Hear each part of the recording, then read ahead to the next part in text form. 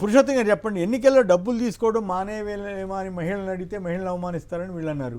అసలు నా ప్రశ్న ఏమంటే, ఎస్ నేను ఇక్కడి నుంచి సరే గతంలో ఈ ఆరోపణలు ఇవన్నీ వచ్చినప్పుడు నేను ఇక్కడి నుంచి ఎలక్షన్లో డబ్బులు ఖర్చు పెట్టను, పొరపాటును కూడా ఓటర్లకు డబ్బులు ఇవ్వనని చెప్పాల్సిన ముఖ్యమంత్రి గారు మీరు తీసుకోవద్దని చెబుతారేంటి? మీకేమనిపించింది అట్లా చెప్పడం? అంటే ఎవరో ఇస్తారు మేము ఇయట్లేదని చెప్పడం కోసం ప్రయత్నించాడు అని. కానీ ఎవరు నమ్ముతారు? అదే మినిమము సమాజం ఎలా ఉంది మన అందరికీ తెలిసిన విషయాన్ని. అంటే చంద్రబాబు గారికి నమ్మకం ఏంటంటే చెప్తా ఉన్నాము ఇన్న కాడికి వింటారు అనేది స్టైల్ అర్థం చేసుకున్నాడు. కాబట్టి డబ్బుల గురించి అంత మాట్లాడినారంటే అన్ని పార్టీలు ఇస్తున్నాయనే విషయం తెలుసు. అందులో మీరు అందరికన్నా బెటర్ పర్సన్ అని కూడా తెలుసు. బెటర్ పర్సన్ అంటే ఎక్కువ ఇస్తారని చెప్పి ఇంకో రకమైన ఆర్గనైజర్గా ఇచ్చే దాంట్లో మీరు చాలా గొప్పవారని తెలుసు. అలాంటప్పుడు మాట్లాడదలుచుకుంది ఇచ్చే పార్టీ మాట్లాడకూడదు. మీకు ఆపేసి ఎవడు తీసుకుంటాడు? మీ పార్టీకి మీరు ఇవ్వకుండా ఆపేస్తే ఎవడు తీసుకుంటాడు? ఒకరిని అడగాలనా? మీరు ఇపోతా ఛాలెంజ్ చెప్పొచ్చు కదా. నేను ఎవరిని ఇవ్వనివ్వను, అధికారంలో ఉంది ఆయనే కదా. నేను ఇవ్వను ఎవరికి అధికారం. నేను విజయ్ ఎవరికి డబ్బులు పంచలేదు. విజయ్ గారు ఏ రోజు నేను డబ్బు ఇవ్వలేదని చెప్పలేదు సార్. డబ్బు ఇవ్వలేదని ఏ రోజు ఆయన చెప్పలా. ఇవ్వలేదు అంతే. ఇవ్వలేదు, అది గొప్ప విషయం. ఇవ్వనోడు చెప్పడు, గెలిచాడు. పైగా ఇచ్చేవాడే చెప్తాడు. ఇది సమస్య ఏంటంటే విజయ్ ఇవ్వలేదు చెప్పాడా? చెప్పలేదు. మేము డబ్బు ఇవ్వనోడు డబ్బు అని చెప్పడు. డబ్బు ఇచ్చేవాడే ఏదో సర్దుకోవడం కోసం చెప్పే ప్రయత్నంగా నాకు అనిపించింది. రెండోది బీసీకి సంబంధించినంత వరకు జగన్మోహన్ రెడ్డి గారు చేసిన ప్రయోగాలు ఆయన ప్రశ్నించే అర్హత ఉంది ఎవరికైనా? నేను రాయలసీమ నుంచి చెప్తాను.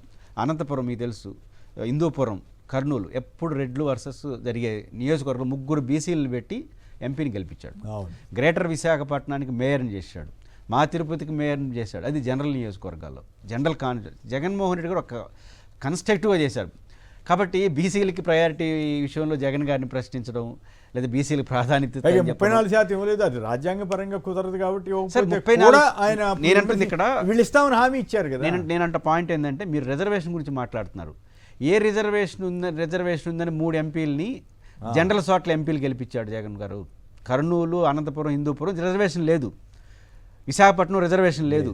తిరుపతి మేయర్ జనరల్ బీసీని పెట్టాడు. నా పాయింట్ ఏంటంటే రాజ్యసభలో ఏం రిజర్వేషన్లు ఉన్నాయి? ఎంతమంది బీసీలకు ఇచ్చాడు? నా పాయింట్ ఏంటంటే రిజర్వేషన్ గురించి మీరు మాట్లాడుతున్నారు. రిజర్వేషన్కి సంబంధం లేకుండా జగన్ గారు ఇచ్చారు. ఈ రెండింటికి చాలా వ్యత్యాసం ఉంది కదా. కాబట్టి ఈ రిజర్వేషన్ ఎందుకు పెడతాం? ఇవ్వలేదు కాబట్టి పెడతాం. నేను ఇస్తున్నాడు ఆయన జనరల్ చోట్ల. ఈయన కూడా హామీ ఇచ్చినా కూడా చేయలేకపోతున్నాడు. ఇప్పుడు బీసీల పార్టీకి గుర్తింపు ఉంది తెలుగుదేశానికి. అలాంటి బీసీల పార్టీ జగన్ ఎఫెక్ట్కి బీసీ డిక్లరేషన్ చేయాల్సి వచ్చింది. అంటే ఎంత పనిచేసింది జనంలో అని చెప్పి పనిచేసింది కాబట్టి ఆ మాట అప్పుడు వ్యతిరేక ప్రచారం చేశారు. 34% ఇవ్వకుండా ఎగ్గొడుతున్నాడు, బీసీలకి అంతకన్నా ఎక్కువ ఇచ్చారు.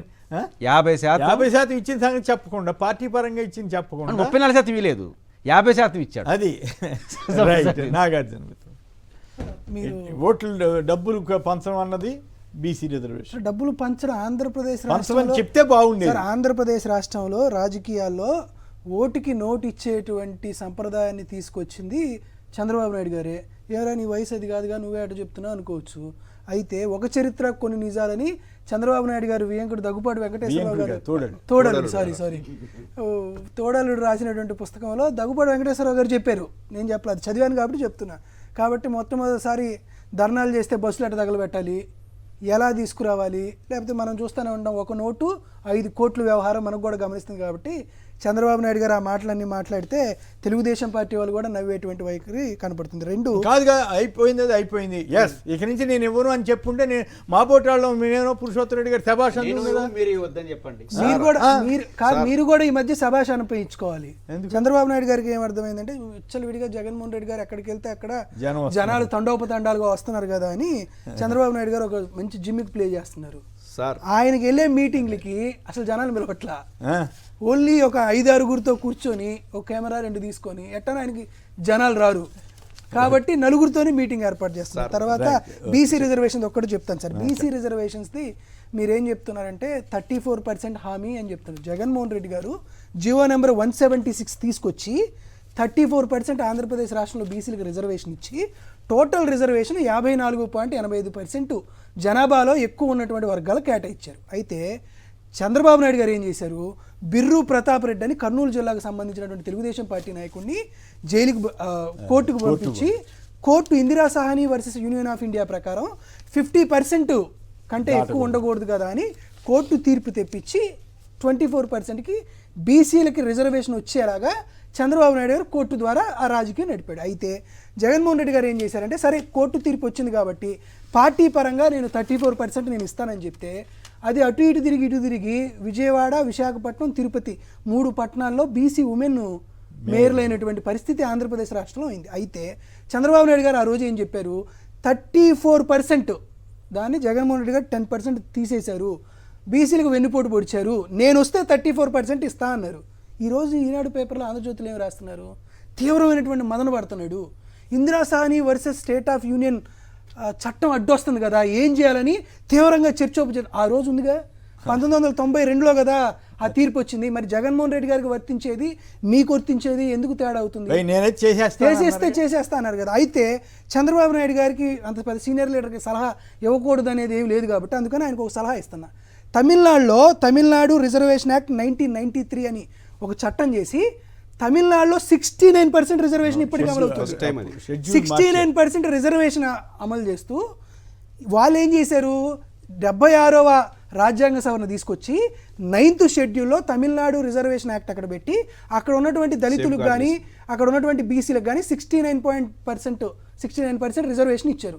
ఈ రోజు చంద్రబాబు నాయుడు గారి దయా దాక్షిణ్యాల మీదే కేంద్ర ప్రభుత్వం ఆధారపడిందని వారు చెప్తున్నారు, నేను చెప్పట్లా. నరేంద్ర మోదీ గారు ఈరోజు ప్రధానమంత్రిగా ఉన్నారంటే కారణం నేనే అని చెప్తున్నారు చంద్రబాబు నాయుడు గారు. కాబట్టి చంద్రబాబు నాయుడు గారికి ఏం అడుగుతున్నామంటే ఇప్పుడు మీరు ఏదేస్తే అది పారుతుంది కాబట్టి జగన్మోహన్ రెడ్డి గారిని జైలుకు పంపించండి, జగన్మోహన్ రెడ్డి గారి చట్టాలు చేయండి, జగన్మోహన్ రెడ్డి గారి గురించి కోర్టులో మాట్లాడండి, జగన్మోహన్ రెడ్డి గారిని ఇబ్బంది పెట్టండి అని నరేంద్ర మోదీ గారిని అడగకుండా కేంద్ర ప్రభుత్వం దగ్గరికి వెళ్ళి ఆంధ్రప్రదేశ్ రిజర్వేషన్ యాక్ట్ 2026 అని తీసుకొచ్చి 69% 70% బీసీలు ఎస్సీ ఎస్టీలు అందరూ కలిపి ఒక యాక్ట్ తీసుకొచ్చి 9th షెడ్యూల్లో పెట్టండి. చంద్రబాబు నాయుడు గారు చెబితే గవర్నమెంట్లో అక్కడ జరిగిపోయే పనులు ఉన్నాయి కదా, ఆయన మీదే కదా ఆధారపడి ఉంది కాబట్టి ఖచ్చితంగా రాజ్యాంగ సవరణ చేసైనా కానీ చంద్రబాబు నాయుడు గారు బీసీలకు రిజర్వేషన్ ఇచ్చి తీరాల్సిందే, దాంట్లో ఏమాత్రం డౌట్ లేదు.